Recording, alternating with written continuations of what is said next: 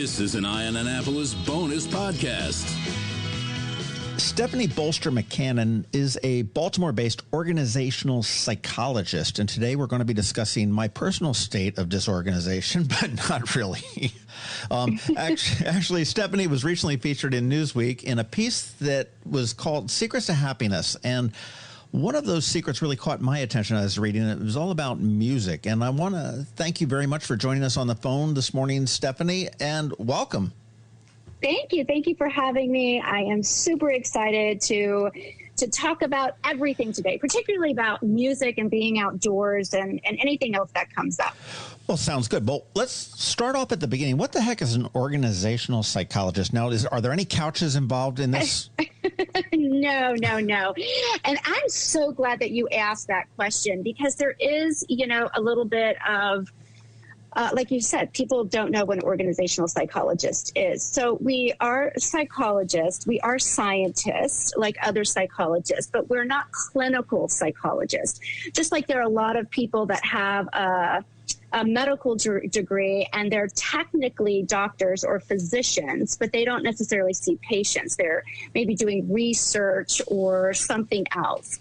So organizational psychologists work in organizations, Okay.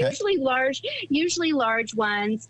And for the most part, we look at a global perspective of what a company or a business is doing, how it's functioning, how the members of that organization are feeling and thriving, if there's issues. A lot of times organizational psychologists come in because there's something that's not working. Either profits are down, or there's a lot of complaints with the company, or the workers themselves aren't feeling particularly healthy or well, or there are other issues like that. But there could be supply chain issues. So right now, organizational psychologists are doing really, really well. I guess so. Yeah, with all of this stuff that's going on. And we are always going to have change in our life. That is, the thing that's going to always be consistent and constant. There's always going to be change. But when you're talking about big groups that have to go through change, it's really helpful to have someone like myself or other organizational psychologists help organizations and companies get through that process and be better for it on the other side. And there's a lot that goes into that, but that's basically it in a nutshell. My mind is totally blown, because I totally thought that organizational was like a subspecies of psychology, and sort of a unique specialty, like behavioral psychology or child psychology, or something along those lines, as opposed to this is more general. I guess you work with like HR departments a lot and boards and things like that, which interesting. Very interesting. Yeah, you can. But it is a subset of psychology. That's why we are psychologists. Yeah. Just most people think of psychology as, like you said, the clinical psychologist, where you're actually there to help. And even clinical psychologists can work with groups of people. So, but organizational psychology is specific to large groups of people, where you do have to understand not only the individual psychology of the person, but how that's interacting as a whole in a group. And there's lots of different things that go into that. And there's tons of things that different organizations and companies take to try to get a handle on the people part of their organizations that deal with different personalities and the psychology of the individual and the psychology of a group and the psychology of the whole organization. So it is psychology. It's just not clinical psychology. Obviously, you were speaking to a large group when you did have a feature in Newsweek magazine talking about the secrets to happiness. And I've got to say that from March of 2020 till now, I think we all deserve a little bit of happiness in our lives after the last 2 years with COVID. And, I did already spoil that music was one of those secrets that you talked about in that. And I do want to talk about that. But before we get into that, what were some of the other, secrets to keeping happy? We've been through, pardon the language, we've been through a shitty, 2 years. Mm-hmm. And, it's time. we've got to be careful. We've got all the science and everything else. We've got to make sure that we're not stupid. But we've got to get back to somewhat normal. We've got to be happy. We've got to be able to be enjoying life as opposed to being paranoid about everywhere we go. What are some of the secrets that were featured there? So the first one is our mood, which we have the most control over, although we don't think that we do.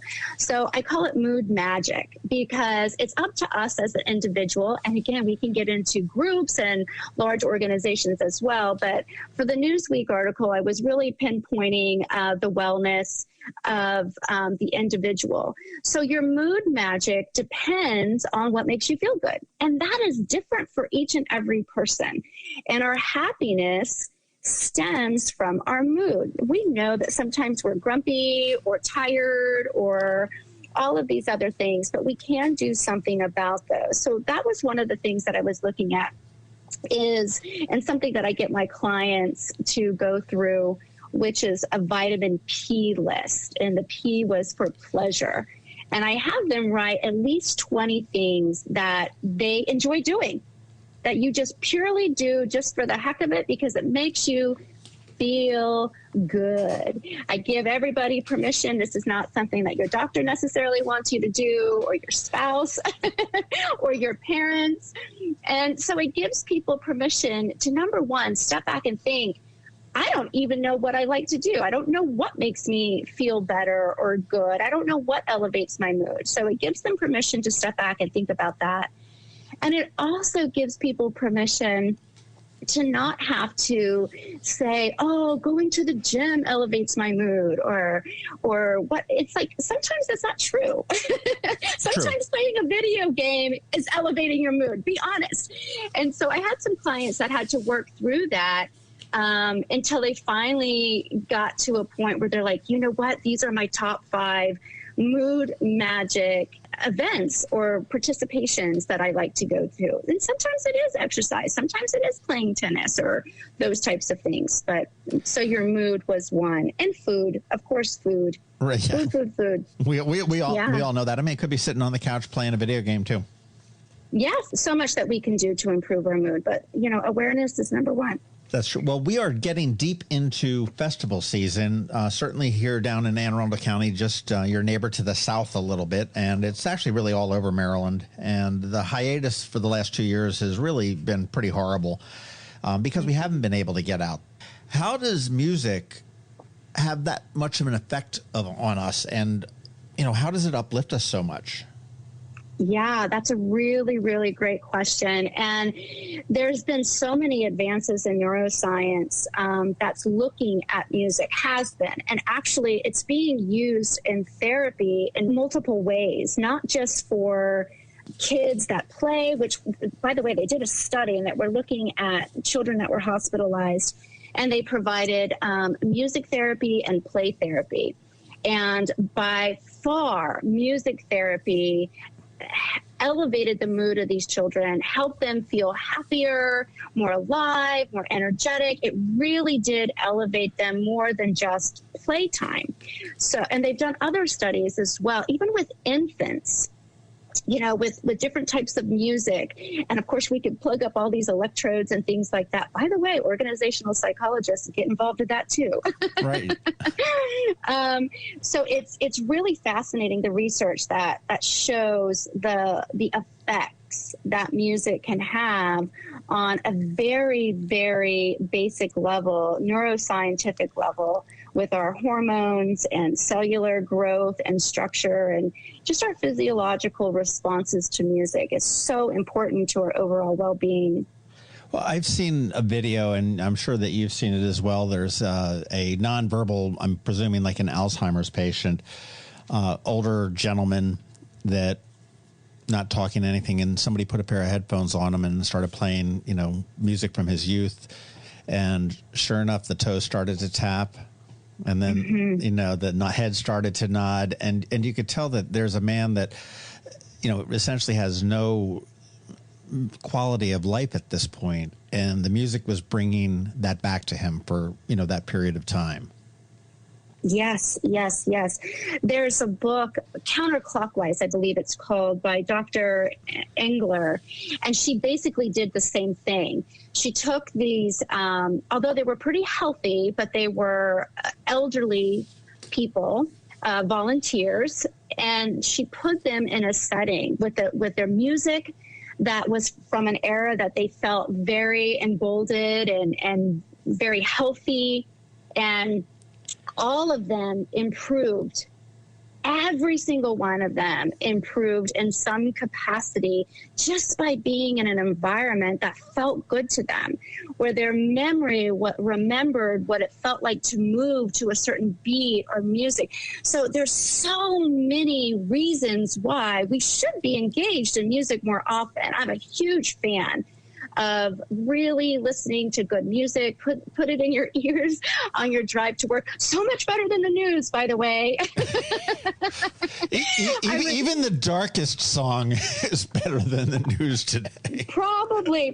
But there have, the research, for the most part, what we call happy music. It's upbeat. It's a faster tempo. So that is important. I actually had a client who switched his music. He was borderline depressed. He just wasn't in a very good mood. And he couldn't quite figure out what it was. He was pretty healthy. He ate well. He did all these other things. But we started talking about music one day, and he told me about the type of music that he listened to. And it wasn't very helpful. The lyrics weren't very positive. The beat of the music wasn't even uplifting, if you will. And so we developed a plan, and he changed his music. And he came back and he said it made a tremendous difference to him, so much so that he mixed his own tape. He started mixing his own music and doing all this just by switching out the type of music he was listening to. He felt better. And it wasn't like his whole life changed. His music changed. That's amazing. That's amazing. Totally off topic, and I don't know, maybe you can answer this. How come I can't remember what I had for breakfast this morning? Yet if a 1970s or an 80s song pops on XM, I know I can remember the lyrics like it was a top one hit. Well, there's a couple of things, and I don't know all the details of it. So I'll give you the basis of what I do know. Number one, short-term memory lasts about 3 to 8 seconds. Okay. But long-term memory, and long-term memory happens when we keep repeating things. It's repetition. It's like your timetables if you had to memorize those. So it's true long-term memory. But I don't know the actual research and the pairing, but there is something to learning with music. It somehow makes it easier, or it solidifies it more. I'm not sure the different areas of the brain that are involved in that. I'm sure a neuroscientist can tell you. But it is a long-term memory thing. And I think music, from the research that I've read, helps to solidify that long-term memory. So if you want to remember something, put it to music. Yeah, I used to teach, and I had middle and high school students, and if they were struggling with a particular assignment or not being able to remember something for a test, I would have them put it to a favorite song that they already knew the lyrics to. They just changed the word to our biology exam, and they could remember it. They can memorize it. This is how I memorized. I think a lot of us did. All the 50 states. It was put into a song. That's right. Yeah, I'm going to age myself by saying, I remember all the little songs about the government. Was it School of Rock, or do you know what I'm talking about? Right. I mean, conjunction, junction. What's your function? And how does a bill becomes the law in the Alabama, Arkansas? Yes.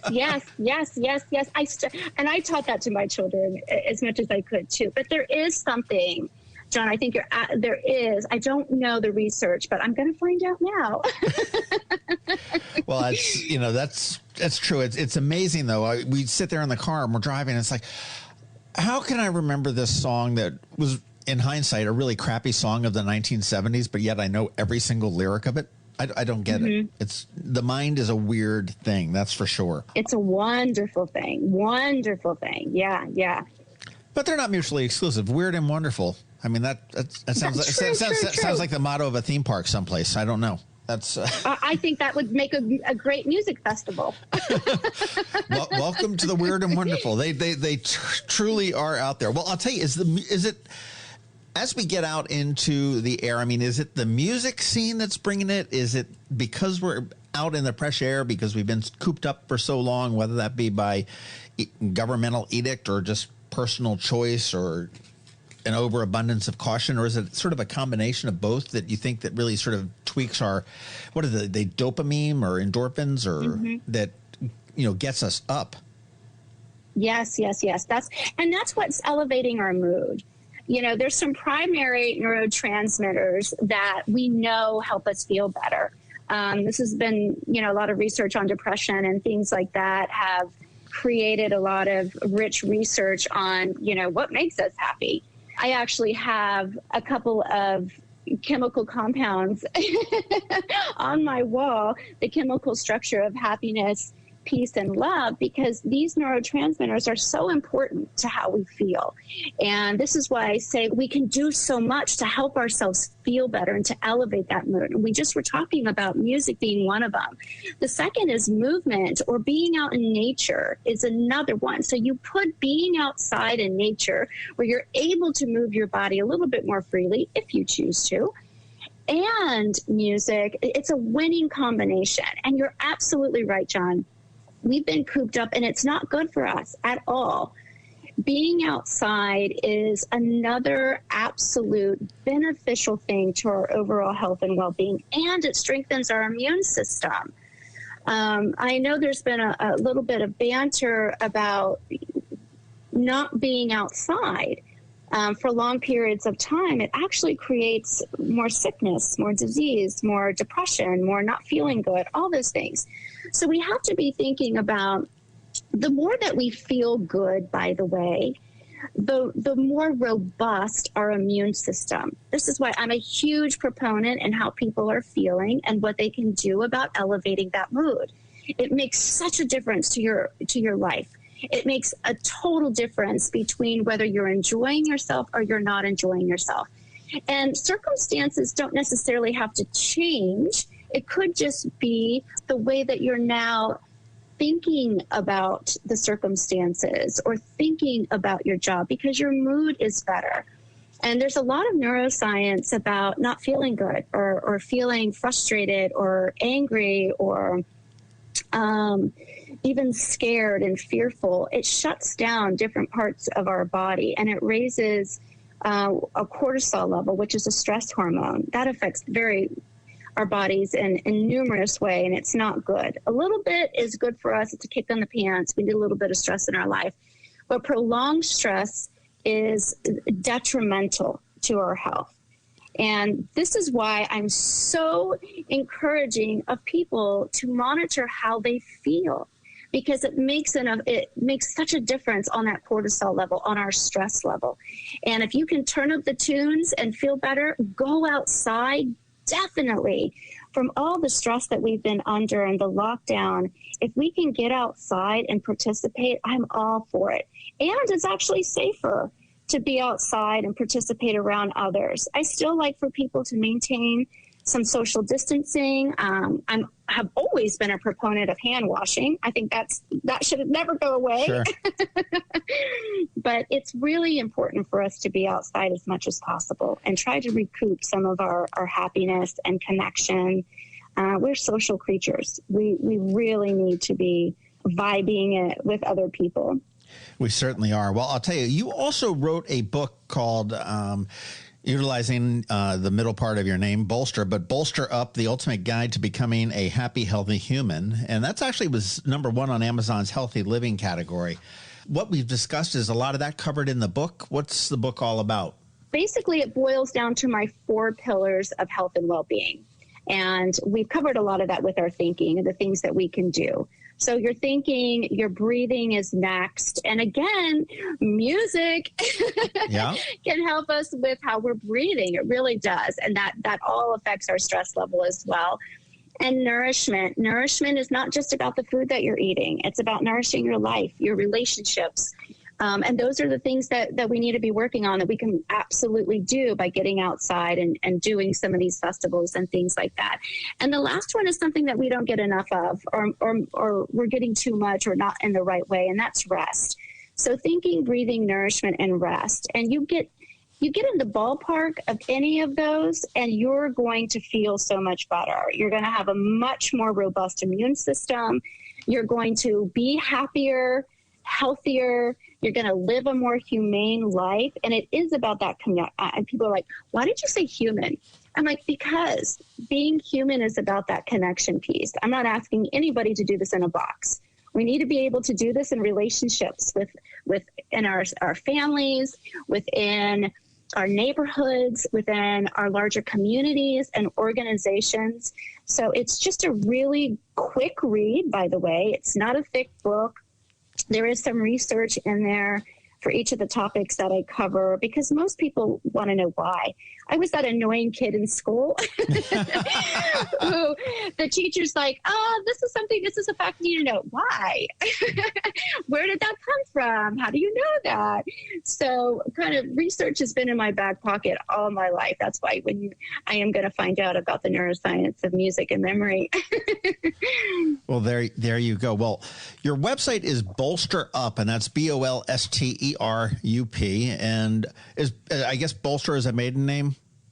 Yeah, it is. It is. How lucky. Yes. Well, the thing is, I couldn't wait. I hated that name. I wanted to run away from Bolster. I've always been a somewhat petite girl, but I've always had quite a big butt. And so what do you think the kids called me growing up? So I wanted to get rid of Bolster Butt. And I was like, I couldn't wait to get married, change my name. And then I'm like, okay, I got divorced, after 20 something years. And I'm like, you know what? I really love Bolster and I love my butt. So I took it back with enthusiasm. That's awesome. You own it, right? I own it 100%. Yes. Totally. Well, Stephanie, this has been great. And I do encourage everybody, if you can't get to a festival, just get outside. We've been cooped up, whether it's mentally, physically, whatever it is, for too damn long. I know that when I get at my desk working and I get into a fog, the best thing I can do is go walk around the block. And absolutely. Fresh air, just listen to a bird whiz by or whatever it is. But certainly if you can partake in some of the music that's happening anywhere here in Maryland all summer long, we've got a preponderance of it here in Anne Arundel County. I know Baltimore City and Baltimore County has a whole bunch as well. Get out there and do it. Stephanie explained all the benefits of music for us, and that's I can't disagree with a single thing that you said. It's something that we maybe have known but didn't know the why, that goes right back to your kindergarten days or whatever it was. Why is this like this? Yes. So good for our health. But you want to pick up the book. It's Bolster Up with an exclamation point. The Ultimate Guide to Becoming a Happy, Healthy Human. You can get it on Amazon.com. It was, like I said, the #1 in their healthy living category. And check out the website at BolsterUp.com, because you can, I guess there's links to buy the book from there as well, but there's tips, there's classes, you do some life coaching as well. Do you work with individuals in your psychology role? Well, I'm a certified health and wellness coach. Okay. As well as an organizational psychologist. So it's a fine line. I work with broad strokes wellness. That's why I have individual clients. So yes, I work with individual clients. Most of them, when I work in an organization, it's executives or business owners and things like that. But I have and continue to do large groups. I come in often, do lunch and learns and things like that with big groups. And then sometimes I'll take 1 or 2 clients from that need my assistance to work on whatever it is that's bringing them down in life. So I am a certified health and wellness coach as well as an organizational psychologist. It's a great pair. I recommend anybody looking for a great job, those two pair well together. It certainly sounds like it, and sounds like you've figured out a way to make it all work. And, what an upbeat conversation. I love this. Thank you. BolsterUp.com is where you want to go. And Stephanie Boster McCannon, thank you so much for your time this morning. This was a lot of fun. thank you so much for having me. And I look forward to meeting anybody that I see or have heard this. Mention it if you see me out in one of the festivals. I try to be outside as much as possible. Sounds like a plan. This has been a bonus podcast from Ion Annapolis. Please visit us at ionannapolis.net. Follow us on Facebook at All Annapolis and on Twitter at Ion Annapolis. And if you haven't subscribed to the Daily News Brief podcast, go for it. And all of your local news will be delivered to your phone, tablet, or smart device by 6 a.m. every Monday through Friday.